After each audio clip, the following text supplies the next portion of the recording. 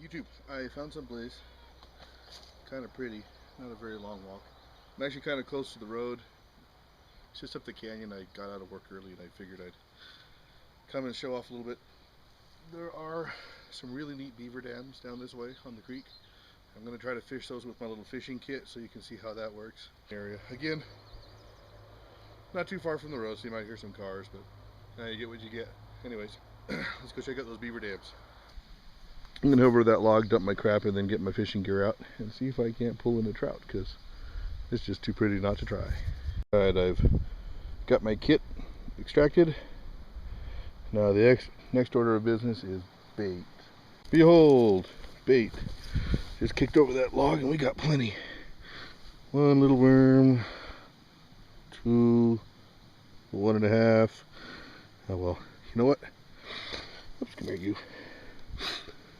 One little worm will do it, and we'll use him up, and then if I need more I know where to find them, but no problem finding bait. Okay, I got to be real careful here. I love creek fishing, but the trout are very, very aware of anybody walking around outside. If they see your shadow or movement, they're gone. So you gotta kind of stay low and creep up real slowly on the pond. This is about as close as I want to get, well, for the camera. So I'm going to try to sneak down. Hopefully you can see all this. I gotta stay low. I want to get it just back there in the shadow of that willow growing out of the bank, because they like to hang out right on the back side of the eddies and places where they can go hide under the undercut real quick if they sense danger. So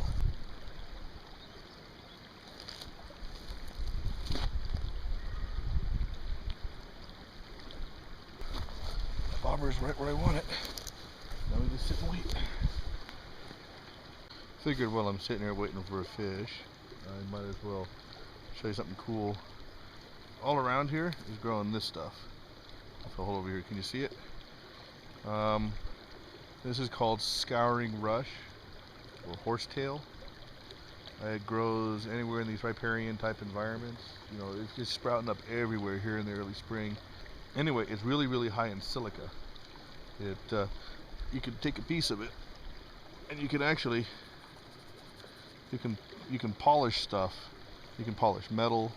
You can polish your fingernails, whatever. But yeah, it was used by the pioneers to actually polish various objects, because again, it's very, very abrasive. You can feel it in the outside.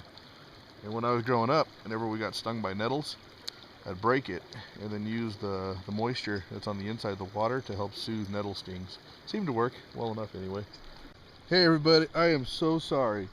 I was reeling in my line because I was going to check the worm, and just as I got to the bank, this guy jumped on. Look at that, that's just a beautiful little brown trout. I absolutely love these. Yeah, the hook barely got him, and I was able to just lift him right out of the water because I thought I hit a snag, honestly. I was pulling it in, felt my line stop, so I just gave it a little yank thinking it was some brush, and this guy was on the end of it. I normally would catch and release, but I really like brown trout. They're one of my favorites. They're very, very tasty. So I'm going to string him up and then put him in the water upstream a little bit so he doesn't disturb these guys, because I can catch 2 of them. And I'm going to go for another one so I have a nice little meal when I get home. So anyways, the fishing kit, don't you move, you. I know. So you can see it worked. And where's my line? Yeah, the hook is gone. Yeah, the hook is still in his mouth. I tried a crappy fishing knot. Okay, here we go, round 2. I've got a new little worm. The fish is all strung up. So let's see if we can't get another one, because I would like a nice little fish fry tonight. Didn't quite get as far as I want, but that's why I caught that other one, so we'll see. Okay, I decided to go downstream a little bit to a fresh beaver pond. I think whatever I caught in there, I think that spooked everything else, so I'm gonna go down just a little bit and see if there's more stuff. Found another really nice beaver pond. Seems nice and deep. Again, these fish are real skittish. They like to just gum the bait. They're kind of hard to catch right now. Anyway, got me a really nice worm this time. So I'm gonna toss it out there and hopefully videotape a good fish strike and reeling it in. So here we go.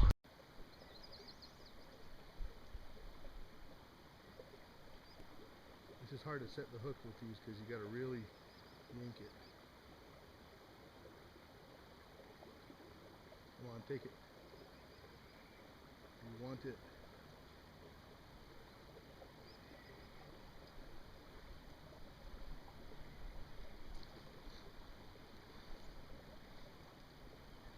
Oh, dang, you got off.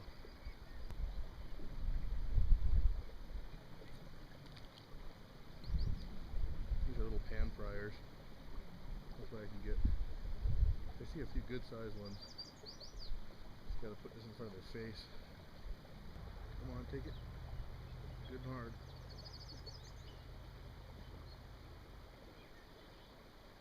That worm is so big I almost have to let this thing swallow it. And I got me a fish. Worm away. Oh, happy day. Behold. See? It worked. This guy's a good sized one too. Look at that, look at that. I got him hooked right under the lip.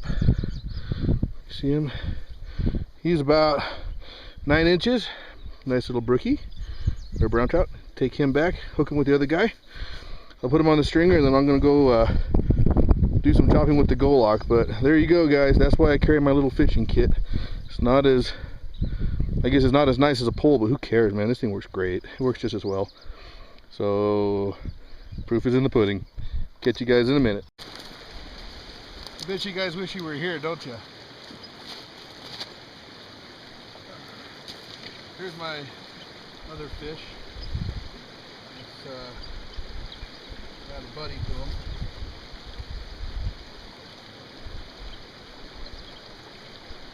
I don't like to clean the fish until I'm ready to leave or ready to cook them. It's good to keep them nice and fresh. See them down there. Keeps them cool, keeps them fresh. Just got it tied off with some 550 cord. So now to go and do some chopping with the go lock as I promised. Then it's time to pack up and head home. Well, it's time for me to gut the fish. Figured some of you might find that fairly interesting. Don't feel bad for these guys. They won't feel it for very long. And they will be well utilized with much Thanksgiving. Again, anal vent. All the way up. And under the gill. Or with their tongue actually. Cut the tongue. Just reach. Put your thumb in there. And you tear. And then do it right. Out comes everything. Toss that in the water. Take your thumb, run it right down the belly of the fish. Rinse it out. The other critters and fish will clean up the guts for me. There we go. 2 fish ready for the pan. Hope you enjoyed this little demonstration.